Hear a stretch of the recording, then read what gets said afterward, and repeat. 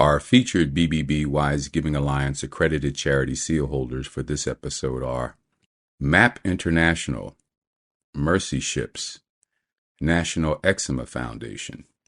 To find out more about these and other BBB Wise Giving Alliance accredited charities, go to give.org.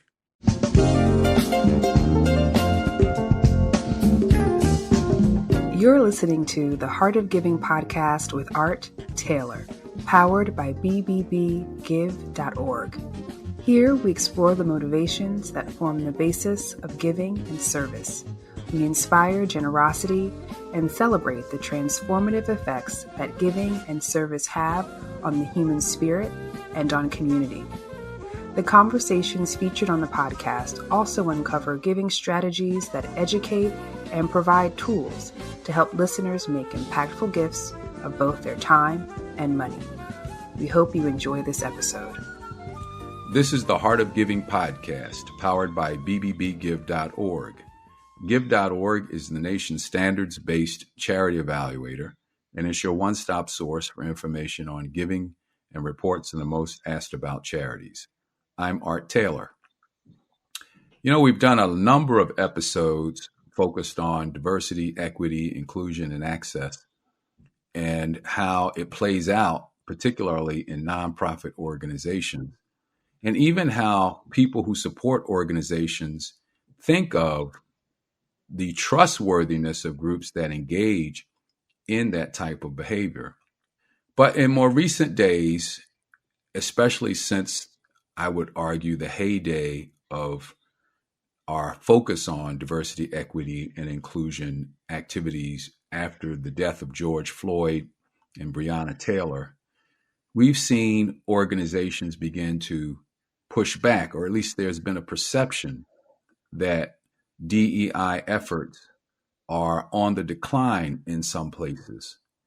And I'm not sure that's true, but I thought it was worth having a discussion with someone in the field who works in DEI every day and just sort of get a better understanding of where we are with these efforts. And that individual is my colleague at Columbia University School of Professional Studies, Erwin de Leon, PhD. And Erwin is the Chief Diversity Officer of the School of Professional Studies. He's also a lecturer in the discipline of nonprofit management. He's a research fellow, Canology, member of the Empire State Bioethics Consortium.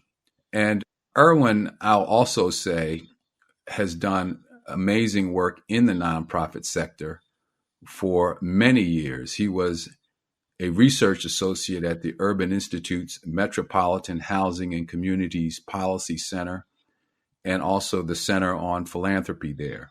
He is interested in a wide range of issues in nonprofit organizations, considering groups like the Human Rights Campaign, Episcopal Relief and Development, Educators for Social Responsibility, Metropolitan Museum of Manila. And he is just a tremendous friend and colleague, and I'm great to have him here on the show today. Thank you, Erwin, for joining us. And so, Erwin, just welcome again to the Heart of Giving podcast. Well, thank you for having me, Art. Glad to be here. So, Erwin, on this theme that I'm raising, I'm really curious to get your sense of things about DEI and the practice, I guess is one way of describing it, those in the profession who are trying to move our society to be more inclusive and equitable and diverse for that matter. What are we seeing? Are we seeing changes in sort of the commitment to it in any way? What are we seeing? I think it depends on who you talk to, right? And the location of these folks. And I know there have been a lot of articles, if you will, or even anecdotes about the backlash and people are retrenching or what have you.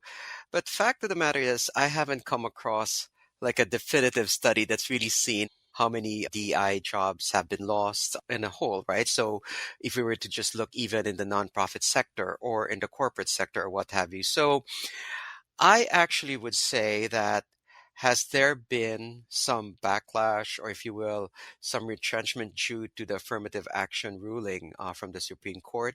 To some degree, there has been, but I don't believe that DEI is dead. I think there are those who would be happy to say that, but I'd argue it isn't. And if you just look in the corporate sector in particular, where the numbers are better, where people actually track the numbers, and you look at DEI beyond the US, I think that's another thing. So you have to look, are we talking about the entire US? Are we talking about particular states? Are we talking about the entire world? So no surprise, clearly, if you look at Florida and other states where they have banned DEI, sure. You can feel the effects there, and people have lost their jobs. But across the country, and I'd say across the world, DEI is far from dead. Well, that's good to know. So, but we do see these things in places like Florida, and it definitely concerns us, right? When we can see that there is a concerted effort, it seems, to produce a backlash and to have some of the more important initiatives undermined by these ways of looking at things. What do we have to say about that? Well, I think there's folks definitely have a reason to be concerned, right? And I'm not saying that we should be complacent about it. Far from it. And as you well know, a number of folks in our sector, both the foundations and nonprofits, and I'm not a lawyer, so that's why I'm careful not to give any legal advice. But folks have been saying that, yeah, practitioners in our field, both nonprofit practitioners and those in philanthropy, should really be on the lookout, right? And be aware, not to stop necessarily at this point, but be aware and be ready. Like, how are you going to respond? And I think this is where, I know the Council on Foundations and other nonprofit lawyers have given advice, right, of what to look out for. And ultimately, as you know, we talk about ethics in nonprofit sector, obey the laws. So I think it's going to be state specific. So if you're in one of the, well, there are now 8. I have my numbers in front of here. There are 8 laws in across Idaho, North Dakota, Utah, Texas, Tennessee, North Carolina, and Florida. We only talk about Florida. But those other states have anti-DI bills. And that's where I think while that's where our fellow practitioners really have to see and like what are the implications for them. So it's very state specific in my mind and seeing what's going on. Well, I kind of have this feeling about the whole field, which is ultimately we want institutions, state governments, businesses, nonprofits, what have you, to just let us know who they are. And then maybe the marketplace can sort of decide what they want to do with that. My basic belief, Erwin, is that you're not really going to scale and be successful if you're not inclusive, creating access and opportunities for people regardless of their background. I just don't think it's scalable to avoid this area, and yet people are, and that's what they want to do. They can do that, but I think the marketplace is going to have something to say about that. What is your thought about that? Well, it already has. The marketplace already has. And, studies have shown from data from corporations from the for profit side, and McKinsey and Deloitte and others have done amazing studies on this. So the business case for DEI has been proven. And even after the ruling, affirmative action ruling, nothing's changed, right? So you're absolutely right that the market will have an impact in the sense that, A, doing good, and in this case, practicing DEI is actually good for business, number one. And number two, also demographic changes, not just in the US, but globally. So, for instance, one demographic group would be millennials and younger who expect places that are more diverse, equitable, and inclusive, right? So I think, and that's why I remain hopeful, at least when we're talking about nationally and globally, that DEI is not going to die. Things are changing. It's far, but that's not to say that there might be some places where they will fight that.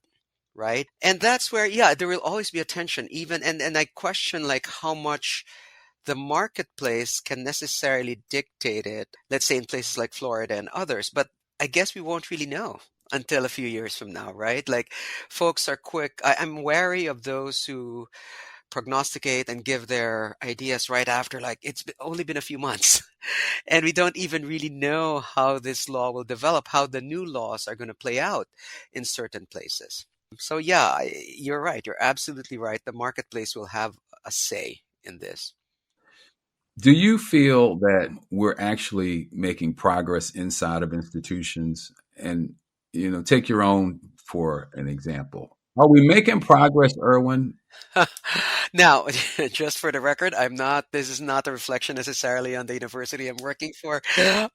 No, I'm kidding. No, but seriously, I think it's one of those observing from where I sit and others talking to other folks who practice DEI, right, as leaders in the field. It seems like the usual 3 steps forward, 2 steps back.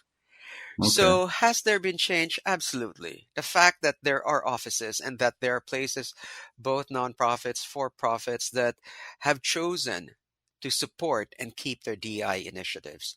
So, yes. But that said, I still think we have a long way to go to achieving the ideals of DEI, or what, at least to me, it's supposed to be, right? Because I know you didn't ask this, but I think one issue, just having done this now here at Columbia for 3 years and listening to other folks, I think we conflate those 3 letters, DEI. Those are 3 different things, right? Yeah. And I think that's where, if you will, the confusion or the tension or what have you, because folks have different understandings Yeah. of what DEI is. And even preparing for this conversation, I just had to look back at my notes and just in myself, because for me, DEI is really, yes, it's based in the organization, right? It's practicing DEI in organization would mean looking at policies, practices, procedures that ensure that the organization is diverse and that folks feel that they belong, right? They're treated equitably, particularly those who belong to this day disadvantaged groups. But I think we forget, at least to my mind, DEI exists because it started with this desire to address historical inequities in the country, right? Because you can trace the whole DI movement, if you will, before it was called DI, to affirmative action. Yeah. And that's my concern, because right now what's happening too is there's some folks like, okay, maybe one way we can address the situation is let's not talk about the D, right? Let's not even talk about the E. Let's just talk about inclusion, which, by the way, is an awesome thing. It's an excellent thing. But I am concerned that if we just focus on inclusion and forget the D and the E, then it's not, to me anyway, that's not what the practice of DEI is about. Well, that's an interesting point of view because I tell a story about the year I entered the accounting profession. I went to work for a major CPA firm, and I was the only African American, the only person of color, really, in a firm that had 195 professionals in Philadelphia. And I was one of maybe 10 black CPAs in all of Philadelphia. And so, you go into this place and you first off are wondering, I don't know how in the world I got hired because there's no one else around here like me. But then when you get in there, you understand, oh, maybe they didn't really want to hire me because they're not putting me on any jobs. They're Right. not really giving me any, I'm not really included in anything substantively. And the activities that they have are things that, not necessarily going to help me. I mean, I was a really good member of their basketball team. I wasn't too good at the golf thing, at the time. And so even the social events at the time weren't things I was all that interested in. They would go out drinking and all this stuff. I wasn't interested in all that. So I wasn't really being included. I'm thinking they had some idea that it would be good for them to have at least one person of diverse background. Mm-hmm. But as far as equity and inclusion, not so much, right? Today, I think the conversation is more around equity. Mm-hmm. But, back then we were coming off of affirmative action. Mm-hmm. We were just beginning to get out of that. In the 70s, we saw an explosion in the 60s and 70s where companies just opened the door because you could have quotas. Right. And I always say companies were very good at that. When Mm-hmm. you tell a CEO, here's a number you have to hit, Right. they will hit that number and keep moving. Now, if you can fit into their culture and succeed, more power to you. Right. But they weren't going to change anything to make it easier for you, Correct. right? Yep. Yep. Yeah. And so the idea of affirmative action gave people opportunity. Right. It didn't really do a whole lot to include them.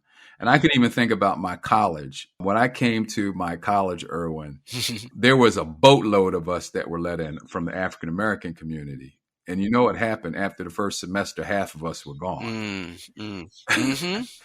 Because they didn't do anything to kind of help people who were from these Right. backgrounds fit in and succeed.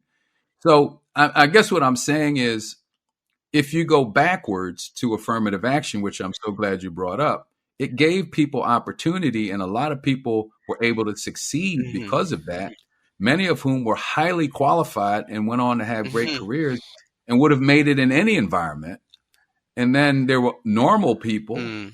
who should have been given more opportunity, but weren't because the organization wasn't willing to meet them where they were. Mm-hmm. I'm hoping that practice will change today, but it's harder, right?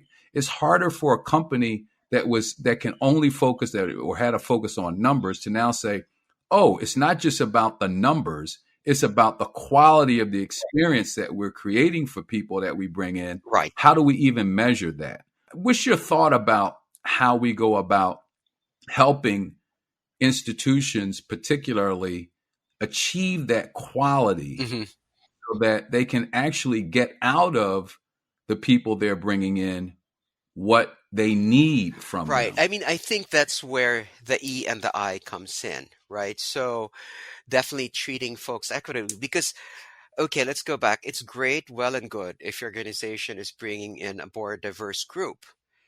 But Mike, if you even achieve to do that, right? Because Yeah, even there, so that's another thing. But let's just say you do get a right, diverse group, right, but are you able to keep them in? right. Right? Are we?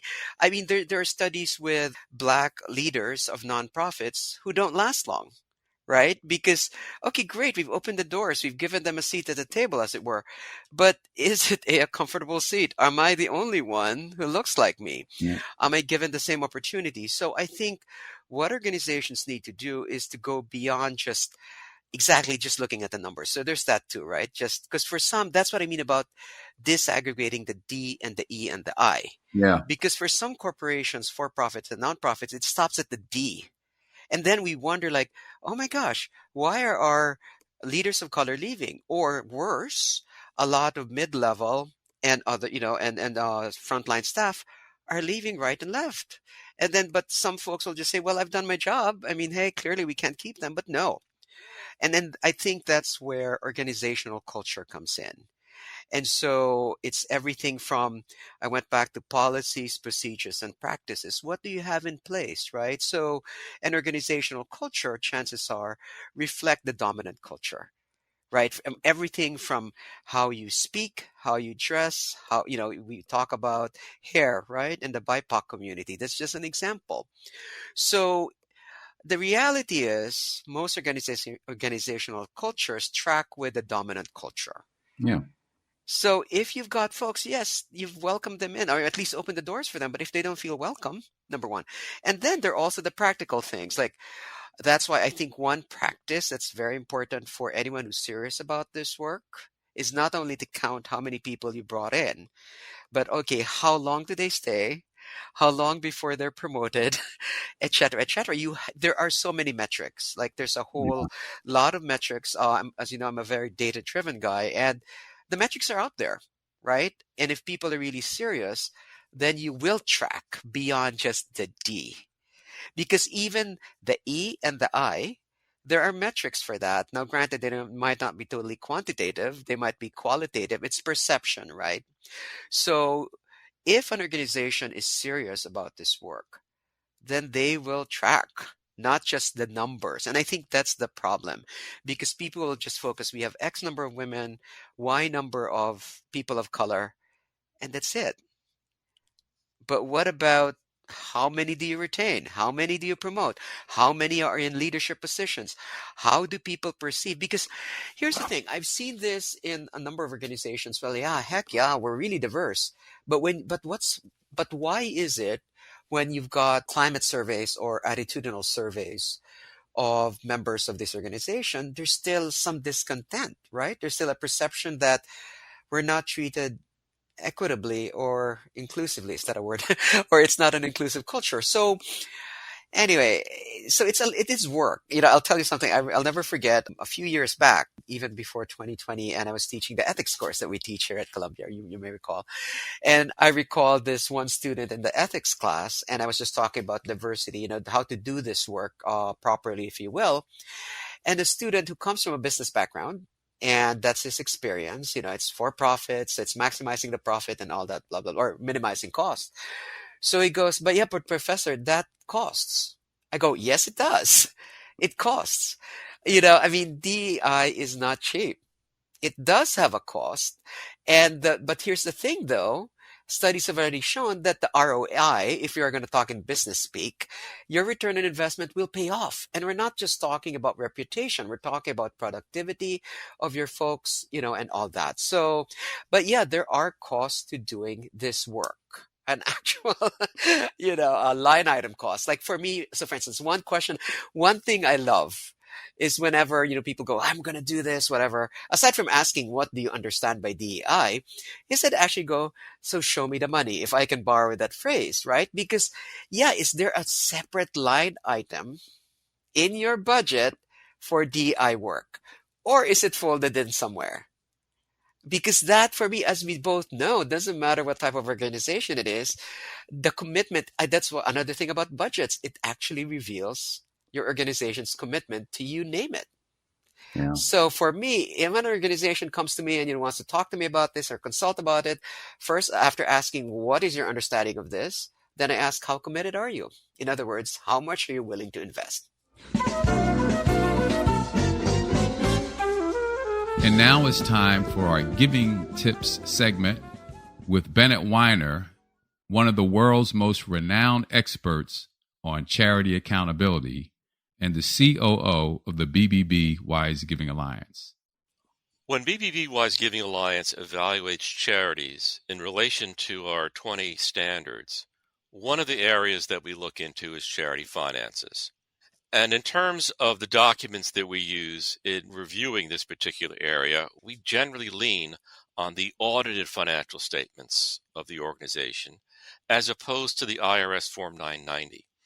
Now, the IRS Form 990, many of you know, is the government form that a charity annually files with the IRS that shows its total revenues and how it spent it and so forth.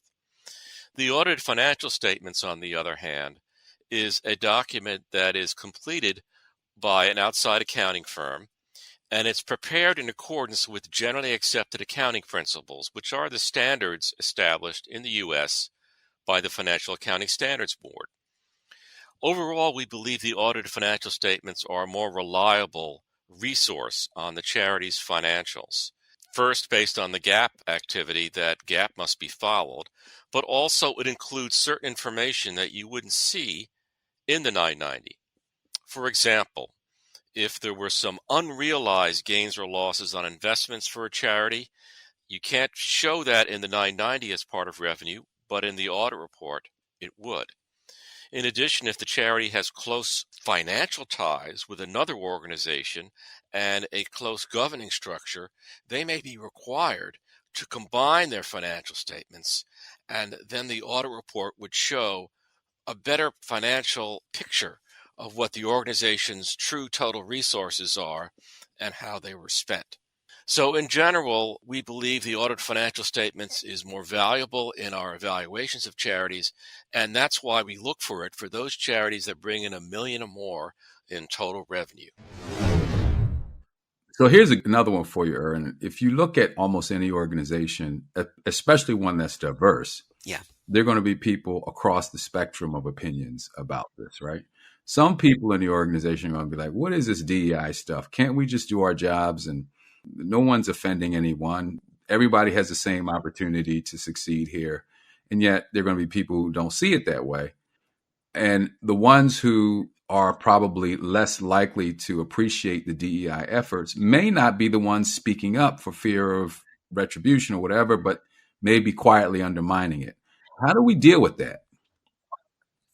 Well, absolutely. First of all, is recognizing that, right? Recognizing the reality that there will be folks in your organization who may not get this DEI thing, who might actually be opposed to it and might actually sabotage your efforts, right? And in a way, I'd say those are the most, if you will, dangerous personalities, because at best they just won't act on it. At worst, they might actually do something against your program.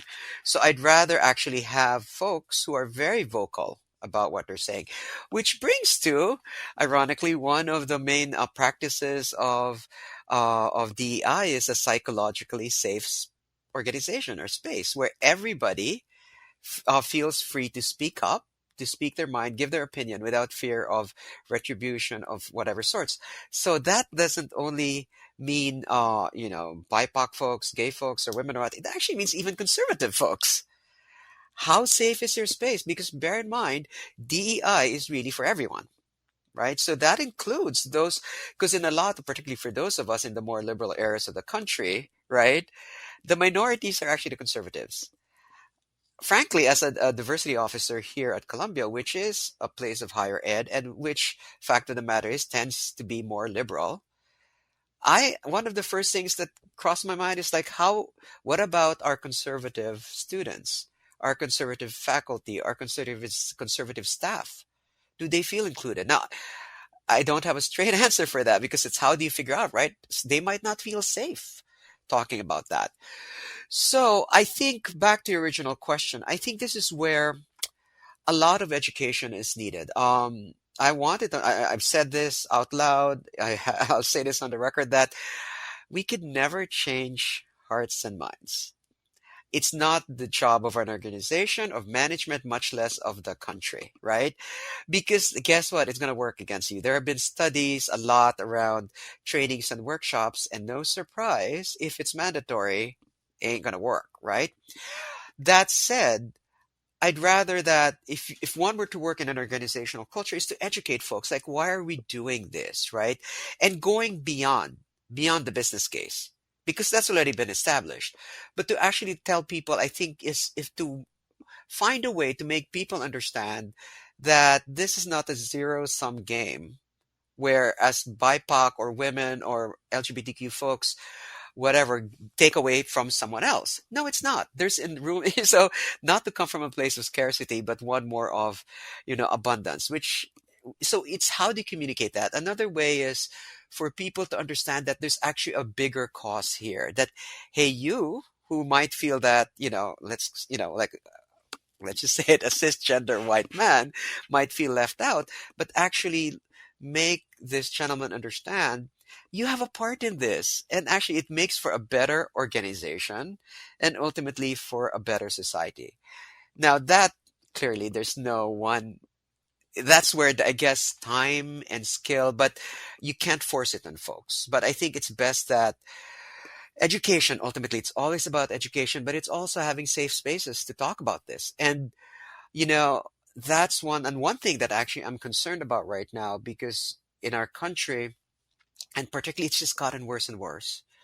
As we've had these conversations before, where we're all in our we're all in our silos, and nobody's talking to each other. And if there's any exchange, it's all shouting at each other, and it concerns me, because and what's sort of what's I guess ironic, paradoxical, I don't know what word to use, is that a vast majority of Americans are in the middle. Most of us are in the middle, where we're not exactly like the loud ones at the ends, but we're not talking to each other.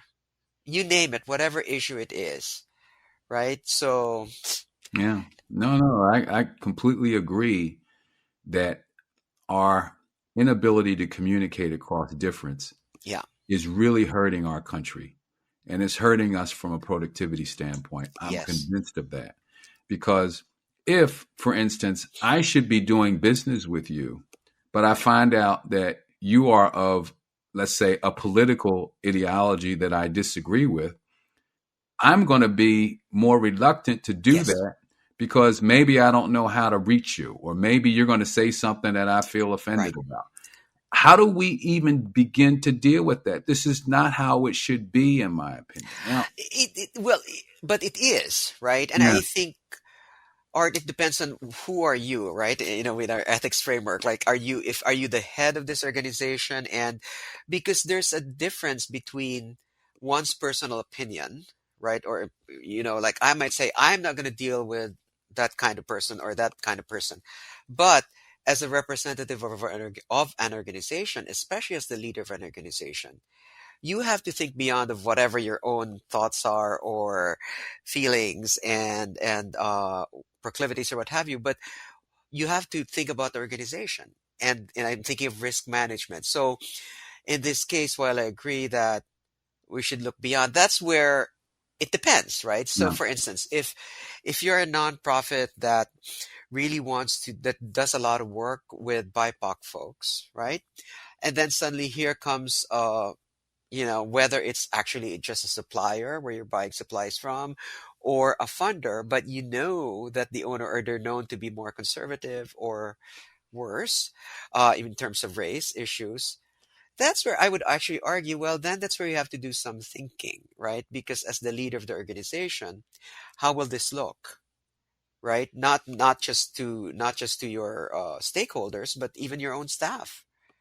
I've seen this sadly with what's going on right now, like the I will go there. The whole conflict in the Middle East, right? And as we both know, our our country is divided us with everything on both sides, where it's either again this or that. I'm for this side or that side. And I've seen this even with nonprofits now, where I won't like one in particular, and I will refrain from naming it, is now facing this dilemma because most of the stakeholders are primarily backed by POC, but then they're not happy that the organization has not said anything about the conflict in the Middle East. yeah, These are the realities, right? And in our higher ed, I need not rehash. We're in the news every day, yeah. right? So, but anyway, but back to leading and management, I think ultimately that's where you have to weigh things but try to act with integrity, right? Anyway, so No, no. Well, I wanted to also just put out that if you're inside of one of these organizations and you are, let's say, a person from a historically disadvantaged background, the challenge has historically been you don't speak up for fear that the correct, dominant culture will crush you. right?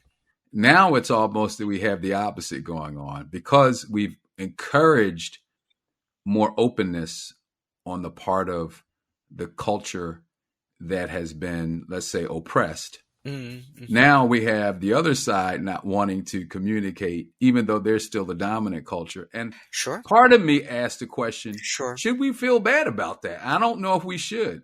I guess to some extent we should.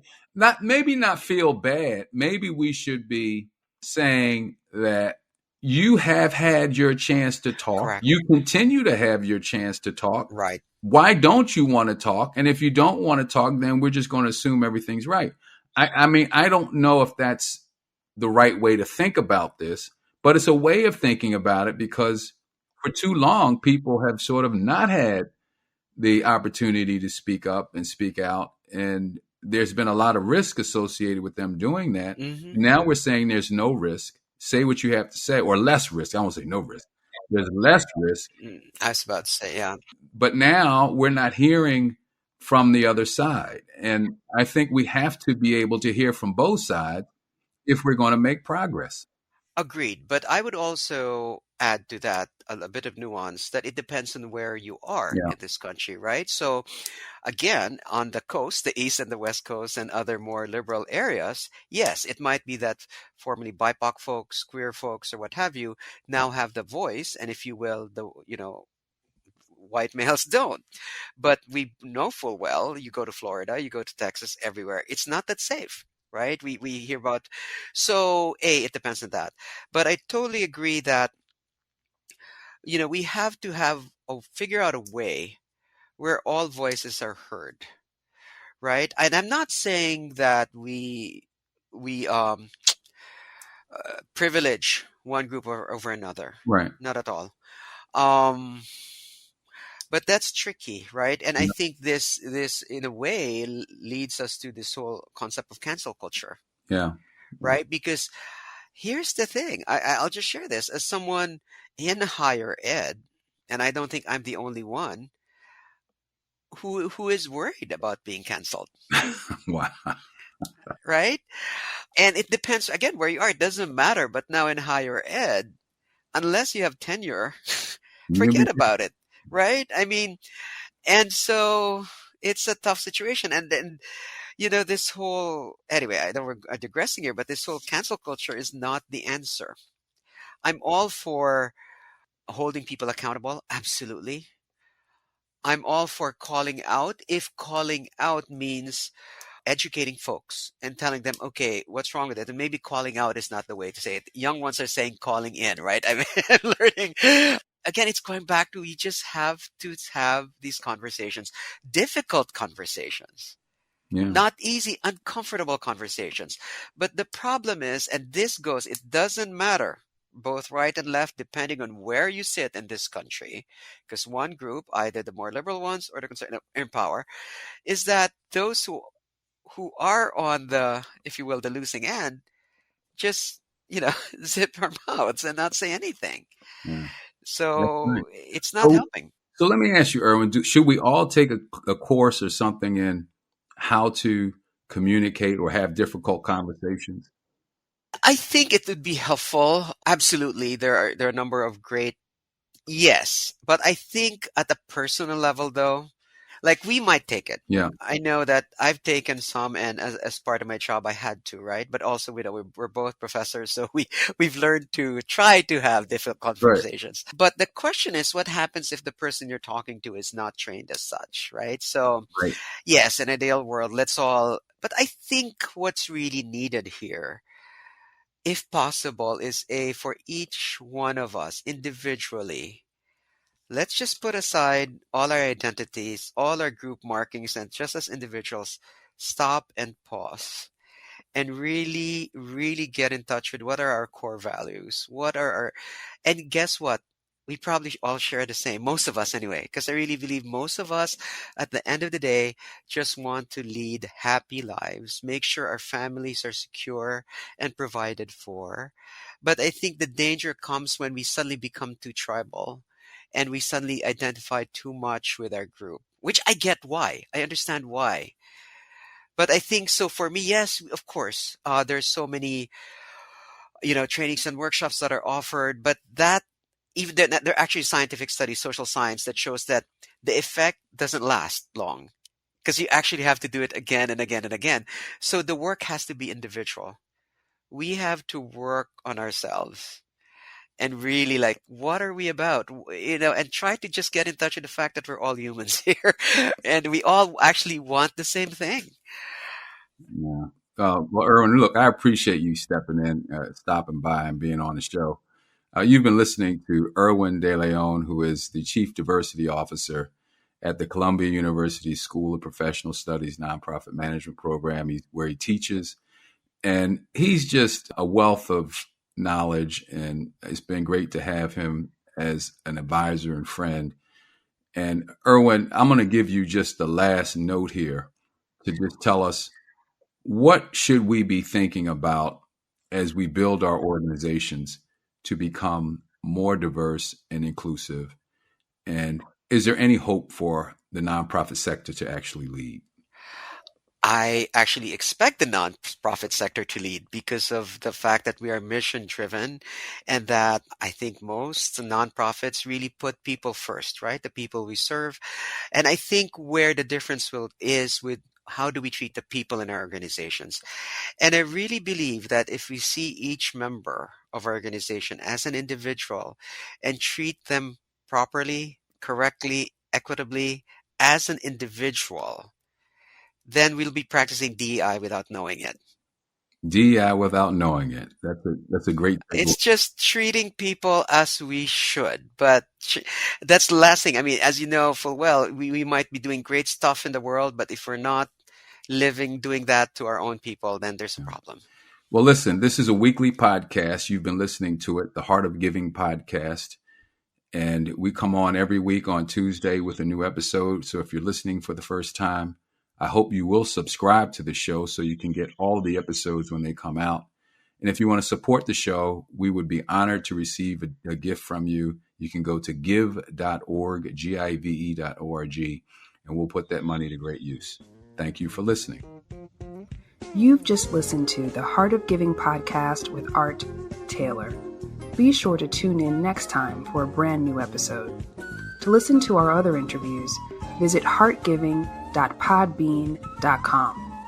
That's heartgiving.podbean.com. Subscribe to our show on major podcast platforms.